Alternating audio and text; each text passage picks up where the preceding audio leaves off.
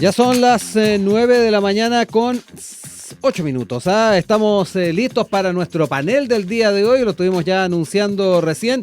Y vamos a saludar a quienes ya nos acompañan acá para empezar a conversar de inmediato. Está con nosotros la investigadora del Instituto Libertad, Catalina Riquelme. ¿Cómo estás, Catalina? Muy buenos días. Gracias por estar acá nuevamente. Muchas gracias por la invitación. Feliz y agradecida con este lindo día que hay en Santiago. Sí, más que primaveral por lo que dicen las proyecciones y los pronósticos. Y también está con nosotros el analista político, concejal de La Granja, militante del Partido Socialista, Juan Valdés. Juan, también. Hola, Gracias Rodrigo, por estar acá. Catalina, muchas gracias por la invitación, Rodrigo, Catalina, a toda nuestra teleaudiencia, y efectivamente les quiero contar que estamos hasta con un poquito de aire acondicionado. Sí, pusimos un poquito de aire fresco para ir acondicionando además el estudio, porque de verdad que de a poquito va a ir subiendo la temperatura. Al menos en lo ambiental, no sé después en el debate que se va a dar acá, pero por lo menos en lo ambiental sí. Oigan, vamos a ir de inmediato a los temas que hemos propuesto para la jornada del día de hoy. Y durante el fin de semana fue obviamente tema importante los desafíos que al menos se empiezan a observar en el horizonte para el flamante ministro de Hacienda Nicolás Grau. En ese sentido, ya se hablaba la semana pasada, luego de que se conoció la renuncia de Mario Marcel, cuáles eran los temas que iban a estar marcando estos últimos meses. Y lo que se ve ya en el horizonte, obviamente, es el presupuesto 2026. En ese sentido, ya han habido algunas opiniones que se han ido planteando al respecto, tomando en cuenta de que va a ser bien importante la forma en que se vaya manejando el debate en el Parlamento.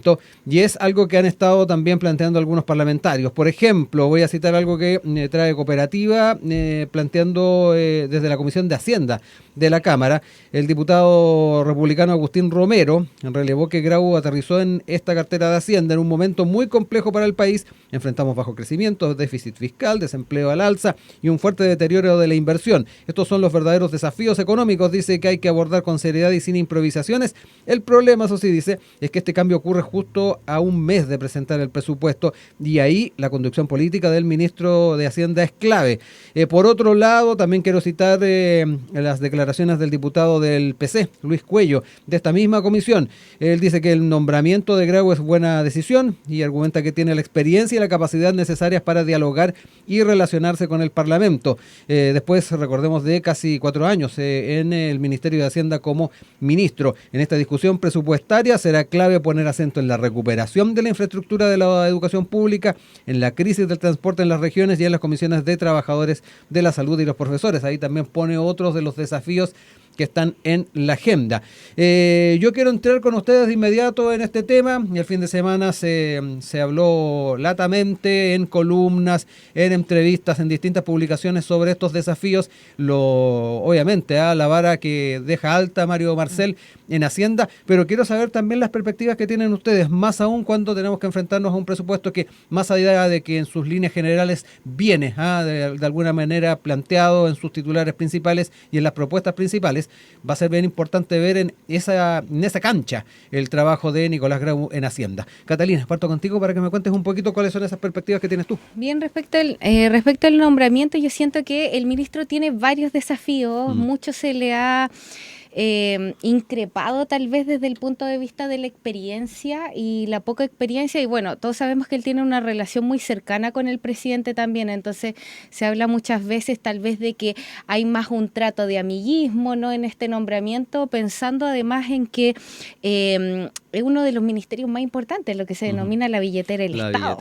Entonces es como la casa, ¿cierto? Tenemos que administrar la casa, y precisamente cuando estamos a un mes del ingreso del presupuesto, yo siento que en materia económica necesitamos ciertas certidumbres que tiene que ver con cómo, yo creo que el desafío que tiene el ministro en este momento es cómo lograr de aquí a un mes generar las certidumbres para convencer de cierta manera al mercado, a los inversionistas, de que él es la persona que transversalmente puede llevar adelante los diálogos para poder sacar adelante un presupuesto. Leía mientras preparaba la entrevista para hoy, que de manera transversal, no tanto desde la oposición como crítica, sino también muchas personas del oficialismo señalan que lo que esperan del ministro es justamente la materia de la capacidad de diálogo. Pareciera ser, nosotros no estamos en los pasillos del Congreso, ¿no? Él ya fue ministro y se le atañe mucho que no tiene experiencia en tramitación legislativa. Yo ahí no estaría muy de acuerdo, porque ha sacado sacado adelante Sí. proyectos de ley, pero sin perjuicio de ello, pareciera ser que ahí como la pata coja es el tema del diálogo y de llegar a posibles acuerdos. Así que yo creo que él tiene un gran desafío en esta materia y en poco tiempo. Exacto, es poco tiempo además para obviamente ir mostrando muchos de esos atributos. Juan, también cuéntame cómo lo observas tú. Ahí Catalina hablaba también del tema de la experiencia a la hora de tramitar ciertos proyectos, más allá que se sacaron algunos emblemáticos, permisología, por ejemplo. Al alero de aquello, recordemos que también hubo algunos matices con el sector del socialismo democrático, por algunos elementos que estaban incorporados en esa... La ley de pesca. Exactamente, ley de pesca, otro de los temas que sacó el También ministro. ausente el ministro. Exacto. Yo Me quedo contigo también para saber tu diagnóstico. Bueno, yo creo que la candidata natural para el Ministerio de Hacienda era la subsecretaria. Hubiera sido muy bueno que este gobierno feminista hubiera nominado a una mujer en ese cargo por primera vez en la historia. Sin embargo, el presidente también quiere dar una señal política, creo yo, respecto de lo que es su sector, que es el Frente Amplio. Esa es la opinión que tengo yo desde el punto de vista del nombramiento de Grau, porque lo puso a pesar de que sabiendo que iban a existir críticas de esta naturaleza. Sin perjuicio de aquello, primero hay que decir que ya este es un gobierno que le quedan 7 meses, que no hay mucho espacio para que puedan construir una propuesta distinta, una transformación del modelo, ¿no? Ya no lo hicieron. Creo que tampoco van a poder, se puede soslayar la gestión del ministro saliente, ¿no? De Marcel, que a mi juicio fue una gestión dentro de las condiciones y características en las que le toca asumir. Fueron situaciones bien especiales. Veníamos saliendo pandemia con todas las consecuencias del estallido social, ¿cierto? Además, y enfrentando 2 procesos constituyentes.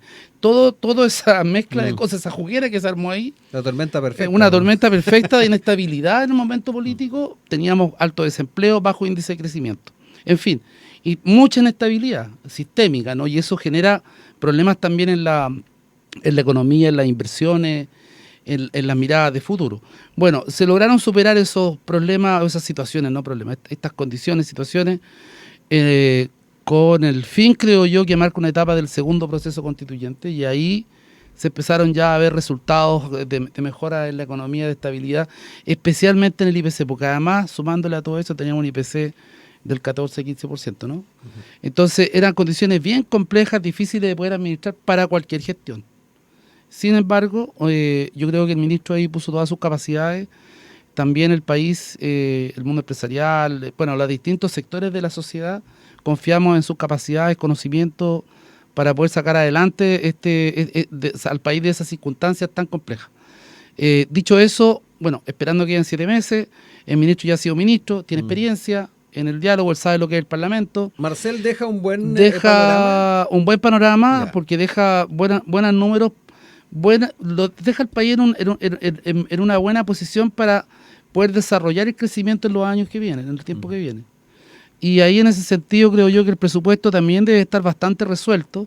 No es mucho más lo que él va a poder intervenir para poder cambiar las bases del presupuesto para el próximo año, que yo creo que ya deben estar completamente definidas, ¿cierto? Estamos a un mes, no creo que en un mes logren generar condiciones de cambio estructurales, digamos, a los principios de ese presupuesto que se va a presentar. Y también tenemos un parlamento que está en campaña, que van a empezar a presionar los parlamentarios por distintos tipos de inversiones en su zona, ¿no? En representación de su zona. Van a tratar de presionar para que se puedan favorecer los intereses que tienen en sus comunidades, en sus distritos, en sus circunscripciones. Y eso yo creo que es lo más complejo que le va a tocar enfrentar a este nuevo ministro, pero como partí diciendo, creo que tiene una gran subsecretaria, entonces como que ha sido reconocida por todos los sectores. Y también he visto una muy buena disposición del mundo empresarial. Hemos escuchado a los empresarios como han hablado de apoyarlo, no he escuchado una crítica, y también hay una reflexión respecto de que también el mismo ministro ha dicho que es muy distinto a las ideas que representaba cuando partió este gobierno. Catalina, hay varios puntos en torno al escenario con que recibe el ministerio Nicolás Grau. Me daba cuenta además, Juan, de lo que fue la gestión de Mario Marcel en esta suerte de tormenta perfecta de la que se estaba hablando, pero también me interesa ver el sustrato en el que obviamente va a estar trabajando Nicolás Grau en los próximos meses. Sí, yo creo que ahí difiero, Juan. Yo creo que es más complejo el escenario de lo que se vea, y sobre todo por las cifras. Aquí traje anotadito para no equivocarme, porque, a ver, nosotros hoy día presentamos un escenario de déficit estructural, y para que la gente entienda en la casa, porque estos temas son tan técnicos, medio árido. Claro, es como complejo entenderlos, pero el déficit estructural básicamente es como, si nosotros a nuestra casa nos entran 100 pesos, pero gastamos 120, tenemos 20 de déficit estructural. Entonces, el gobierno, el 2024, calculó que el déficit estructural iba a ser de 1,9 por el PIB. Entonces, si gastábamos, si por cada 100 pesos que se producían, íbamos a gastar 1,9 de más. Eso era la proyección que se había hecho el año pasado. Pero, en verdad, se gastó 3,3, que fue más de lo esperado. Y a principios de año se cambia el decreto del déficit, porque uno igual tiene que entender que en la economía hay proyecciones, y estas pueden ir variando de acuerdo a los distintos contextos que se vayan produciendo. Se cambia esta nueva realidad de menos 1,1, ajustándose al menos 1,6, pero la realidad es que hoy día es de menos 1,8, entonces tampoco le achuntaron.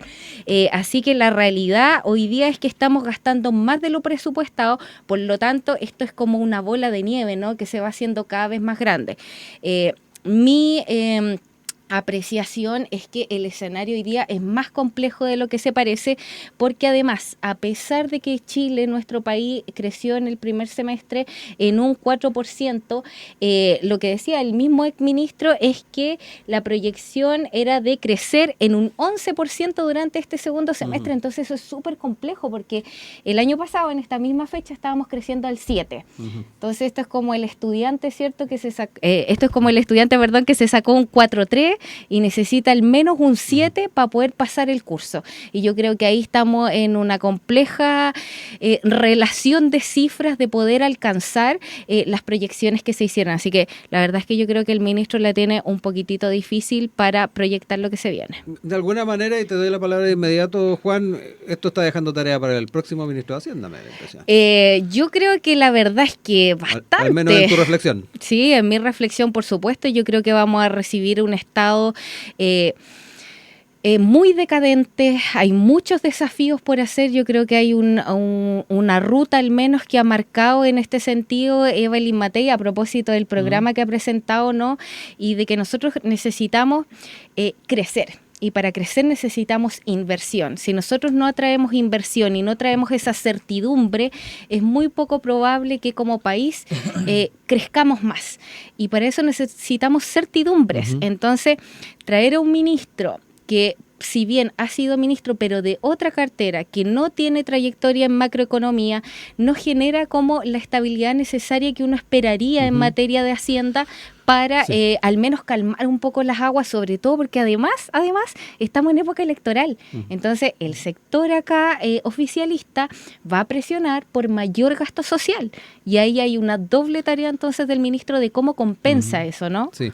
Juan, varias cosas. Este escenario que deja Mario Marcel, que al menos ahí en la mirada de Catalina no sería suficiente para garantizar tranquilidad. Ella encaba el diente en el tema de la inversión y de cómo muchos de estos elementos van a tener que ser solucionados en el próximo periodo presidencial. Además, el contexto electoral, que lo hemos comentado en más de una oportunidad. Te dejo la palabra. Sí, mira, primero que nada, el déficit estructural también se ha generado porque hay políticas sociales importantes que se han ido aprobando, como por ejemplo la reforma de pensiones, entre otras más, digamos, y seguramente vamos a apuntar al crecimiento en el gasto porque se pretenden aprobar aquí varias reformas estructurales que tienen que ver con el desarrollo humano, como la ley de Sala Cuna Universal, u otras más, digamos, como otras políticas públicas que tienen que ser aprobadas, que es un déficit que Chile tiene en el ámbito del fortalecimiento de las personas y sus realidades, de las desigualdades que siempre hablamos. Ahora bien, eso yo creo que en algún minuto también se tiene que resolver, porque no olvidemos también que aquí el ministro Marcel presentó una reforma tributaria a principios de este gobierno y la derecha se negó a legislar. Entonces, yo creo que son varias situaciones que se van a dar y que hay que ver cómo se resuelve. Lo que yo digo es que este ministro, con 7 meses por delante, no va a presentar ninguna reforma en el ámbito financiero. Yo creo que no se va a mover mucho, que ya lo que se hizo, ya se hizo. Y no creo que se presenten más cosas respecto de eso, salvo para el presupuesto y esperar a ver las propuestas que vienen para los próximos, para las próximas elecciones, ¿no? Que es como es lo que uno esperaría ver con cuánta claridad se le plantea al país respecto de las reformas que se pretenden hacer.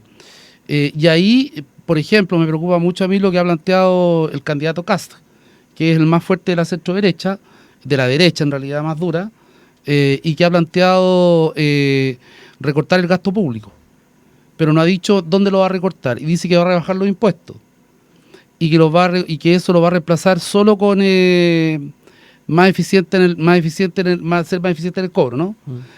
Pero eso no ha resultado mucho nunca, la eficiencia en el cobro, porque la ilusión siempre ha sido un tema que no se ha podido resolver, porque existe un empresariado también, o un mundo que adolece cierta ética tributaria y que siempre le buscan la quinta pata al gato para poder eludir el pago de impuestos.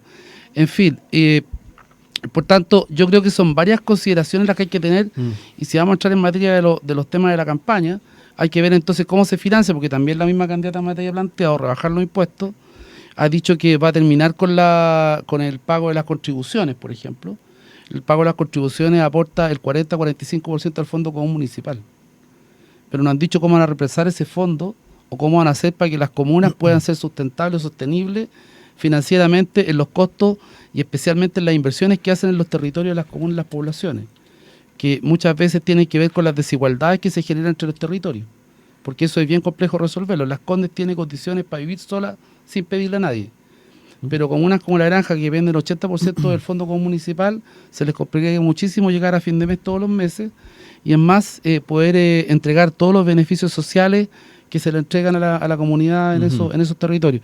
Y no me imagino lo que podrá hacer también en las comunas que son más aisladas, más apartadas, o que tienen menos posibilidades de ingresos propios.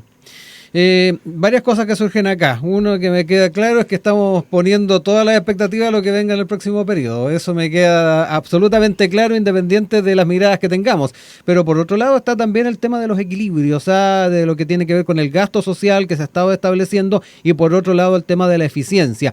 Me da la impresión de que se va a hacer un gran tema en campaña, y además en lo que se vaya sacando adelante por parte de las próximas autoridades. ¿Por dónde están también esa sintonía fina, creen ustedes, Catalina? Hay tantas cosas que estaba en mi cabeza en muchos lugares al mismo tiempo, pero bien, me parece a mí que el gobierno y así lo decía la ministra Vallejo a propósito del próximo tema que viene, que ellos van a gobernar hasta el último día. Entonces, gobernar hasta el último día significa tratar de sacar el máximo provecho posible, y en ese el Estado tiene que tratar de ser lo más eficiente y eficaz. Hemos podido comprobar lamentablemente cómo este gobierno en su gestión ha carecido de esa eficiencia y de esa eficacia, no solo en materia de inversión, sino que en materia de reconstrucción, en materia de generación de empleo, en materia de cambios estructurales que se prometieron en su momento desde el mismo gobierno. Lo hemos conversado aquí con otras panelistas, todo el tema que tiene que ver, por ejemplo, con los estudiantes, reformas en materia educacional y tantos el FES, otros. Que también está en la agenda de Grau. Que también está, hoy mira, no habíamos reparado ahí, eso ¿no? ya está planteado, eso ya está como internalizado, y que aprobarse el FES tiene un claro, pero hay que financiarlo. Claro, entonces, sí, vamos a ver, ¿no? Porque también eso es parte de la discusión y de ver la capacidad estructural que tiene el Estado también para sostener estas reformas. Porque si hacemos que crezca el gasto, va a llegar un momento en que no vamos a tener plata para cómo seguir financiando ese gasto. Si esto es súper simple, yo siempre le digo, es como en la economía de la casa. Si gastamos más de lo que tenemos, el hoyo se va haciendo más grande, ¿cierto? Y ya no da ni para el pago mínimo la cuestión. Entonces, sí, es así. Yo creo que coincido aquí con Juan, no hay mucho por hacer ya en los 7 meses que quedan del gobierno, más que para los que somos oposición, esperar pacientemente las elecciones y ver los resultados, que esperemos que nos vaya bien, ¿no? Pero dicho de otro modo, yo creo que esta palabra que ha utilizado mucho el presidente del Partido Comunista, el desgrane que hay, yo creo que hace rato que se está viendo un poquito en la coronta del choclo, así como muy coloquialmente diciéndolo. Eso. Juan, para ir cerrando este bloque, para luego entrar también en... que el gasto de la casa también tiene que ver con las necesidades. Si tú tienes un techo que se te llueve, te vas a tener que endeudar.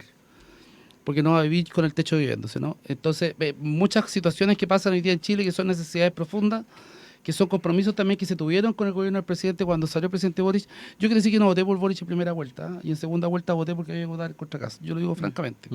Y creo que toda la primera parte de la instalación de este gobierno fue un completo error. Y menos mal que teníamos a Marcela ahí, porque si no, Giorgio Jackson hubiera hecho un desastre.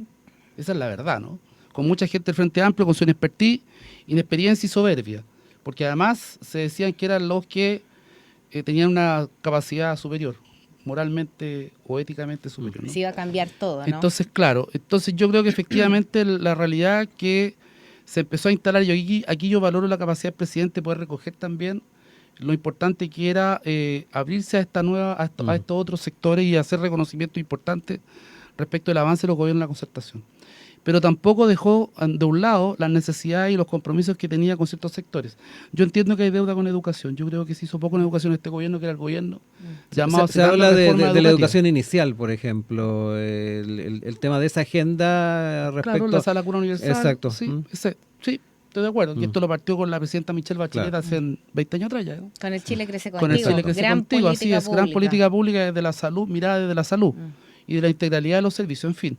Pero creo yo que el presidente ha recogido varias cosas y este gobierno ha tenido varios logros sociales importantes, las 40 horas, en fin, el ingreso mínimo de llegar a los 500.000 pesos, que ahora un poco más, y ahí también lo enlazo con la posibilidad de lo que plantea también la candidata Jara, nuestra candidata, que es tener un ingreso ético o mínimo, ¿no? Sí. Que sea mayor. Que la han criticado bastante, pero yo digo, bueno, cuando eran 300 lucas, el presidente dijo 500, todos decían que era una locura, y bueno, ya estamos más de 500. Entonces, creo que son varias cosas las que tienen que irse ajustando, y cuando uno tiene efectivamente necesidades importantes, imperiosas y que reclama la sociedad, también tiene que buscar fórmulas para dar respuesta.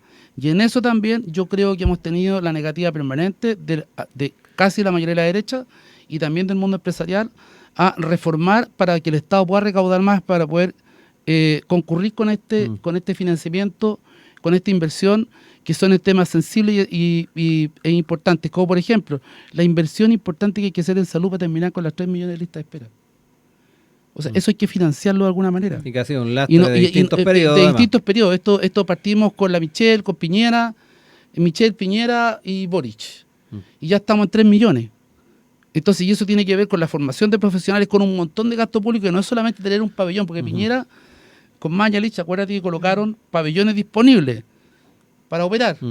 Claro, pero no habían profesionales suficientes para operar. Entonces, creo que es un esfuerzo importante que el Estado tiene que asumir, sacar la cuenta, y yo creo que hay que colocar la plata encima una vez y cuánto se necesita, y empecemos a hacerlo. Les doy un minutito ahí para cerrar ideas, Catalina. Sí, a propósito de cuestiones pendientes, estaba pensando en la educación, y otro tema que ha quedado bien de lado y bien desolado, siento yo, el tema de la descentralización. Muy abandonado. Yo creo que es una de las grandes promesas que desde el retorno a la democracia se ha hecho, que llegamos a la elección de los gobernadores regionales y ahí nos quedamos. El tema de traspaso de competencia, hoy día hay un cuestionamiento también a si se debe descentralizar o no, a propósito de lo que pasó con el tema del caso Fundaciones, pero yo quisiera tocar ese punto porque siento que es algo que ha quedado muy votado y muy solo, y que es urgente y necesario que idealmente lo tomen. No he visto a ningún político hablando de este tema, solamente, bueno, recorriendo regiones, pero... Y perdón, Catalina, el foro que se hizo desde perspectiva regional fue perdiendo un poquito el sentido cuando... Claro, se desvirtúa un poco, ¿no? Entonces yo creo que ahí hay una gran tarea, como desafío lo planteo acá pendiente, porque urge retomar el tema de las transferencias de competencias, porque pareciera ser que a propósito de estos casos, la descentralización a veces pareciera ser no tan buena, pero lo que en realidad las personas no saben es que como no se han hecho esas reformas, pasan este tipo de situaciones. Juan, para cerrar. Comparto plenamente lo de Catalina. Es más, creo yo que el tema de la educación en Chile, el volver a centralizarlo ha sido un completo error. Porque todos se ponían la mirada en Finlandia, pero Finlandia tiene un modelo completamente descentralizado y desconcentrado. Facultades propias en los territorios, tú sabes, disculpa, solo que este tema me interesa mucho. Entonces, ¿sabes cómo nombran en Finlandia al director de un colegio? Lo nombra la comunidad escolar. O sea, los profesores se ponen de acuerdo, hacen una votación. Claro, un señor que tiene competencias demostradas, estudios, preparación, en fin, no es cualquier profesor, ¿no? Y arraigo. Y arraigo, claro. ¿Sabe cómo lo nombran en Chile al director de un colegio? Con la alta dirección pública. La alta dirección pública nunca la he visto en La Granja. No conoce la red de nuestros vecinos. No conoce a la señora que lleva el cabro chico al colegio. Pero lo nombran ellos. Entonces, me parece que estos datos son tan terribles porque debiéramos tener un modelo distinto, que fuera más cercano, y quiero aquí hacer un reconocimiento al profesor, a lo mejor Emilio Correa, del colegio de Malaquías Concha, que él ha sido director de ese colegio durante 40 años, pero en realidad conoce a todos los alumnos y a todos los apoderados. Creo que es muy importante el tema de la centralización y la desconcentración, y Chile debiera avanzar allá y dejarse de andar con estos titulares y campañeros, ¿cierto? Y empezar la política a ponerse en serio, tomar en cuenta en serio desde esto, abajo, porque, ¿no? Desde el porque territorio. tiene que ser de una fuente de descentralización para poder generar desarrollo en las comunidades. Ya son las 9 de la mañana con 37 minutos. Estamos de vuelta con ustedes acá en Enlace USACH. Seguimos con nuestro panel del día de hoy junto a Juan Valdés, analista político, concejal de La Granja, militante del Partido Socialista, y con Catalina Riquelme, investigadora del Instituto Libertad. Y nos vamos con estos dimes y diretes en la interna del oficialismo, y particularmente por los distintos dichos del presidente del Partido Comunista, Lautaro Carmona, quien, a propósito de la salida del ministro Mario Marcel desde Hacienda, señaló que podía dar la señal de un gobierno que se desgrana. Esto lo planteó en una entrevista finalmente el presidente del PC, y ha traído consigo varias reacciones. Y la principal fue planteada por la vocera de gobierno, Camila Vallejo, en conversación con Radio Duna. Ella defendió la autonomía del presidente Boric para decidir sobre su gabinete. Las designaciones de los ministros son una prerrogativa exclusiva del presidente, ni de los partidos ni de los ministros. Nuestro Estado de Derecho tiene un sistema presidencialista que en estos casos hace que dependa exclusivamente del presidente. Sobre el desgrane, lo desestimó. Esto de decir que algo se desgrana, o lo del pato cojo, que vienen siendo parte del folclore chileno, cuando a los gobiernos les queda un año o menos, son simplemente interpretaciones. Nosotros gobernamos hasta el último día. Añadió que las reacciones forman parte de los efectos habituales tras ajustes de gabinete, son las esquilas que suceden luego de los cambios, siempre muy criticados por la oposición, y también generan resquemores en los partidos oficialistas, pero en este caso han sido bastante menores. Son algunas de las lecturas que hace la ministra en torno a este tema, pero además también es bien interesante ir viendo lo que se plantea por parte de otros personeros. Por ejemplo, en la segunda del día de ayer habían opiniones del senador Ricardo Lagos Weber en CNN. Sin ir más lejos, planteó, a propósito de estas críticas, que es cero aporte, ninguno. Hubo muchas observaciones de por qué no tenemos más presupuesto para la salud o educación. Siempre topamos en los recursos, se hizo casi un dios el recurso por sobre la necesidad social, aseguró en este caso Lautaro Carmona, y en ese sentido hubo la respuesta por parte de Lagos Weber, quien primero le sorprendieron estas declaraciones, y luego señaló: para Carmona la responsabilidad fiscal es algo de otro planeta, o de lo que se preocupa a la gente con poco corazón, y no es un prurito de economistas neoliberales. Cuando se va a las payas pagan el costo los chilenos más vulnerables. Y advirtió, yo lo entiendo, no comparto cada intervención de Carmona en los últimos 6 meses, cada una de ellas genera fraccionamiento, distancia, ruptura. Es parte de lo que señaló el senador. Les dejo también este tema porque no deja de ser importante la señal que se entrega ante la opinión pública y el electorado, lo que está ocurriendo en la interna, Juan. Parto contigo al tiro. Pucha, la lecera, ya. Oye, mira, lo primero de decir es que a mí me sorprende en realidad que el presidente del partido de la candidata esté dedicado a aportillar la campaña de un principio, y más me sorprende que en estos tiempos sea una continua forma de intentar hace rato de pautear a la candidata. Yo no sé si se atrevería a hacer lo mismo con algún candidato. Parece que contra Jadwe no le resultó nunca, no lo hizo. Entonces también parece una actitud bien machista de parte del presidente del Partido Comunista, de permanentemente tratar de colocarle problemas y colocarle pauteos a la candidata, cuando ella es la candidata electa con una importante votación en una primaria, en un acto democrático, una votación que sobrepasa lo que son los intereses o el electorado del Partido Comunista. Creo que ahí hay un poquito una falta de respeto de parte del presidente y de alguna parte de la estructura del Partido Comunista. Dicho eso, también quiero decir de que A mí esto, más que razones técnicas sus declaraciones son bien políticas y apuntan a un discurso, a un segmento del electorado que a ellos les importa contener. Esto de que el Partido Comunista está con un pie en la calle y un pie en el gobierno fue siempre hasta ahora.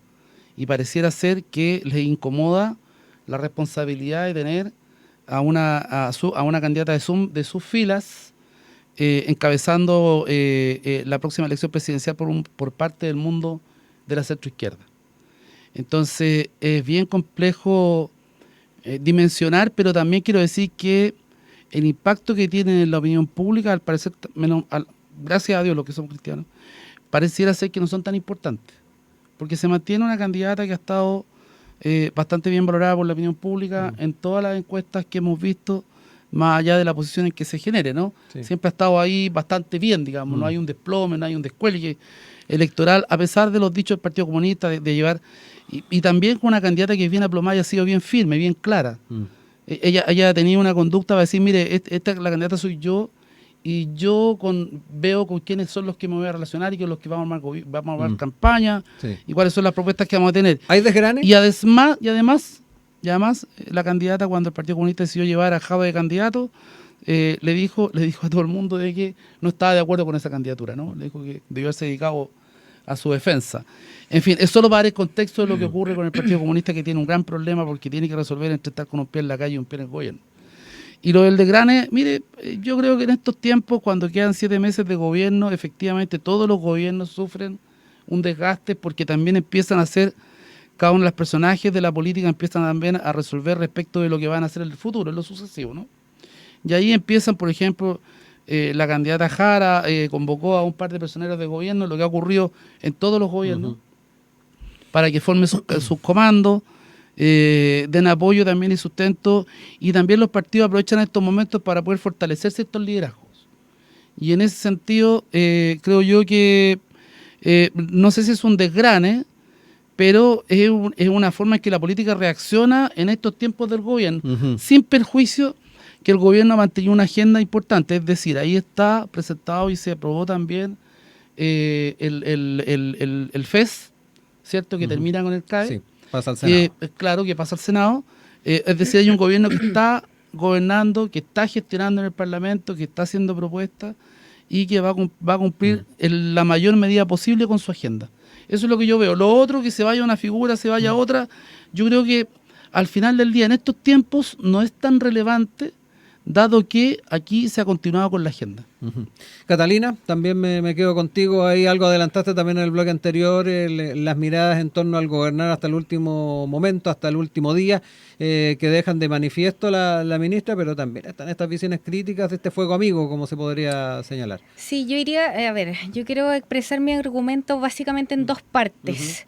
La primera dice relación con la candidata, y aquí me tomo de lo que decía Juan, en el sentido de que el Partido Comunista, o sea, todo lo que ha estado haciendo su presidente representa las facciones internas que ellos tienen. Me llama mucho la atención, me parece incluso hasta violento políticamente lo que se hace con la candidata, y me extraña no ver a las mujeres feministas que se autodenominan muchas veces de los partidos de izquierda, donde están en este momento que no salen a defender a la candidata, porque no tiene el respaldo hoy día del presidente de su partido. O sea, lo tiene, pero simbólicamente, pero con estas actitudes vemos que no lo hace en serio. Entonces, eso yo creo que... Han habido críticas del mundo de las mujeres. Por ejemplo, Paulina Bodanovich ha sido presidente de un partido, ha criticado frontalmente a Carmona y compañía producto de sus declaraciones, eso debo decirlo. Bueno, dejando su partido de lado, entonces, siento yo que no hay una efervescencia que a lo mejor sí se podría dar si fuera contrario, por ejemplo. Entonces, cuando tú tienes un discurso ideológico que potencia, por ejemplo, el feminismo, extraño yo ver en este tipo de circunstancias dónde están. Eso por un lado. Y esto no es como una crítica al feminismo, sino que es una crítica respecto de cómo se respalda una candidata que es mujer. ¿Me entiendes? A eso voy, a ese elemento como de violencia política que existe constantemente y que pareciera pasar un poco desapercibido y que como tal, tú lo decías, si fuera hombre, a lo mejor eso no pasaría, ¿no? Si el candidato fuera hombre. Entonces, eso por un lado. En segundo lugar, el tema de a nivel de gobierno, no es la primera vez que Vallejo tiene que salir al paso de las declaraciones de Carmona. O sea, recordemos que el tema de las declaraciones de referente a Cuba, Venezuela, ¿se acuerdan ustedes cuando habló de la dictadura del control de los medios? Entonces, como que él siempre un poco se arranca con los tarros en distintas cosas. Entonces, no es la primera vez que el gobierno tiene que salir al paso de los dichos del Partido Comunista. Y en este sentido, a mí me parece que es consecuencia también, y esto tiene que ver con un elemento de conducción política. Cuando tú generas alianzas cortoplacistas en pos de obtener un beneficio electoral, que fue en definitiva lo que hizo este gobierno, juntar, aunar, crear una coalición para poder llegar al poder, eso en la práctica se va desgranando, si quieren ustedes, fraccionando, diluyendo podría ser también, porque el elemento ideológico permanece y hace que choquen esas distintas fuerzas políticas.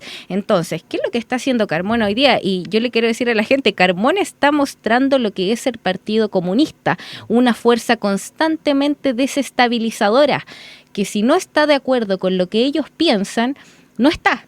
Entonces, la gente que no se deje engañar. El Partido Comunista es una fuerza desestabilizadora. Por lo tanto, lo lamento enormemente por Janet Jara, pero Janet Jara tiene corazón y alma comunista. Por lo tanto, no nos olvidemos de eso. Si no la están dejando ser candidata, ¿cómo la van a dejar gobernar? Me pregunta yo. Bueno, pero es la candidata. Hay varios puntos, Juan. El tema de las características con que se arma esta coalición. Ahí hablaba Catalina de cortoplacista, pero además el punto que plantea de si en campaña, al menos su partido no la ha dejado trabajar y plantear en forma tranquila las propuestas que se podría esperar en un futuro gobierno. Te dejo ahí.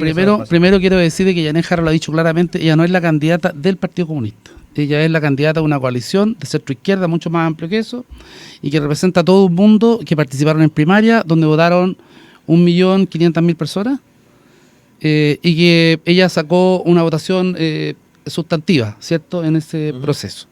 Eso es lo primero que quiero decir, es decir, y ha tenido también la claridad, porque el coraje siempre se lo he visto, y el aplomo de dejar en claro que esas circunstancias son las que van a gobernar. Que en esas circunstancias va a gobernar, lo ha dicho, ¿no?, en varios tonos. Ha planteado errores en su campaña de primaria y sacó del equipo económico a quienes participaron de ese programa. En fin, creo yo que Janet Jara ha mostrado tener independencia suficiente para tomar decisiones, claridad política y también un proyecto de país.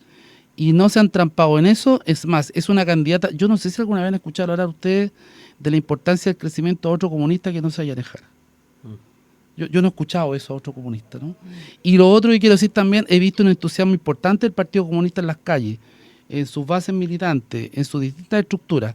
Y yo creo que aquí hay una pugna interna que se exterioriza por primera vez, pero nunca lo habíamos visto, sí, ¿cierto? Porque en verdad eran bien ¿cierto? ordenados. Eran bien ordenados para debatir, pero yo creo que la realidad le está pasando por encima a cierta dirigencia del Partido Comunista.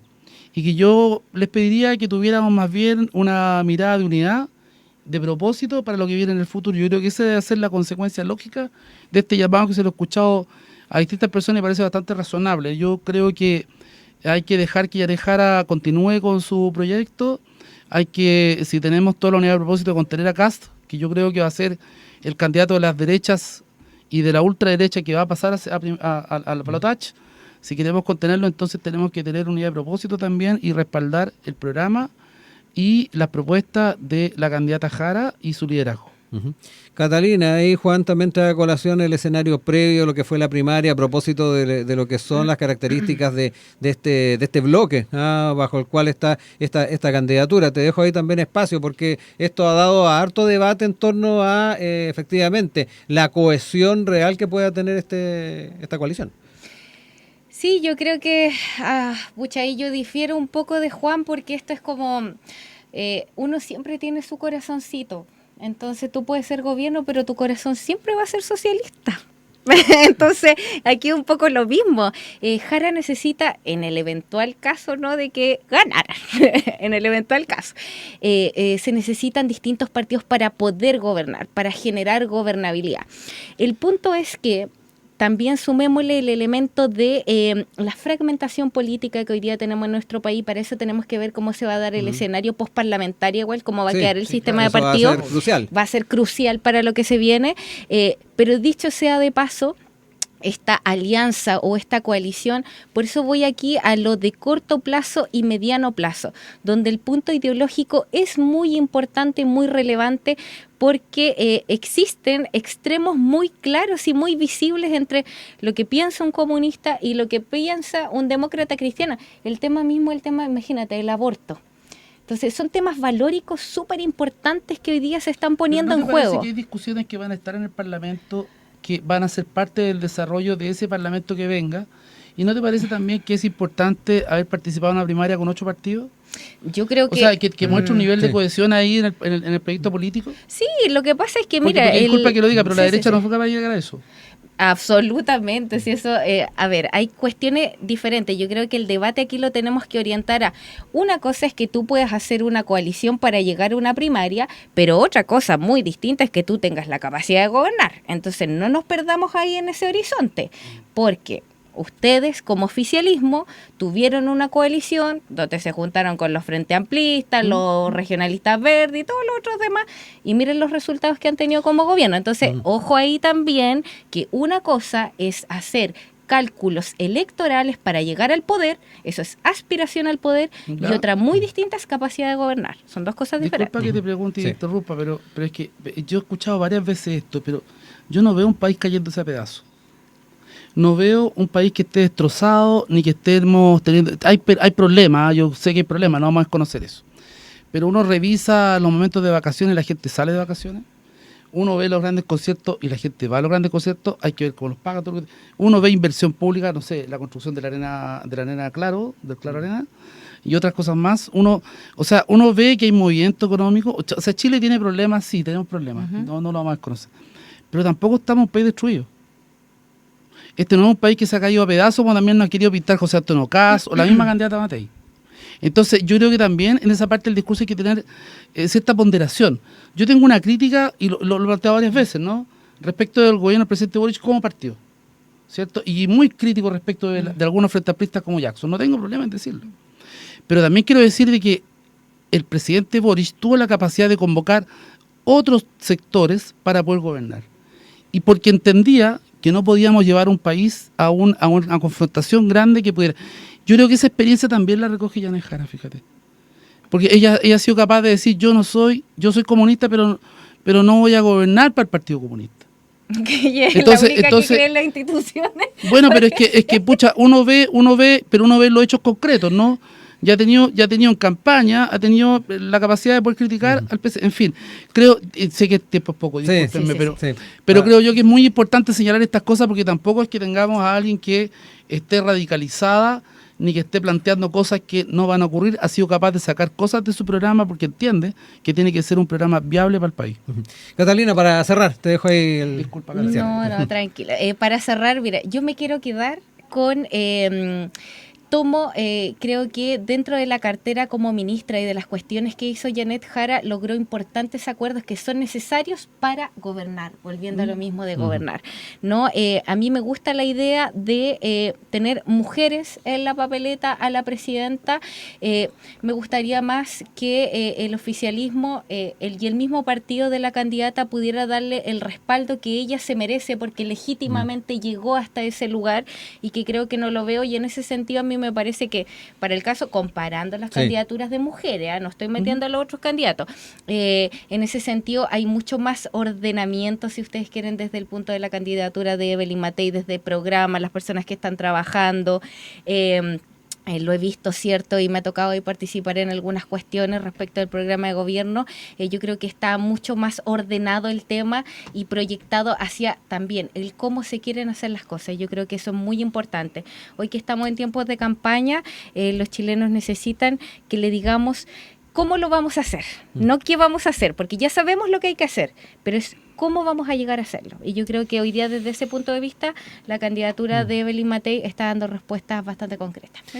9:56, Catalina Riquelme, Juan Valdés nos han acompañado hoy día en el panel. Muchas gracias. Esperamos Gracias, ahí encontrarnos a futuro Catalina. nuevamente con ustedes. Igual fue un gusto. Un Sí, gustazo, sí. gracias.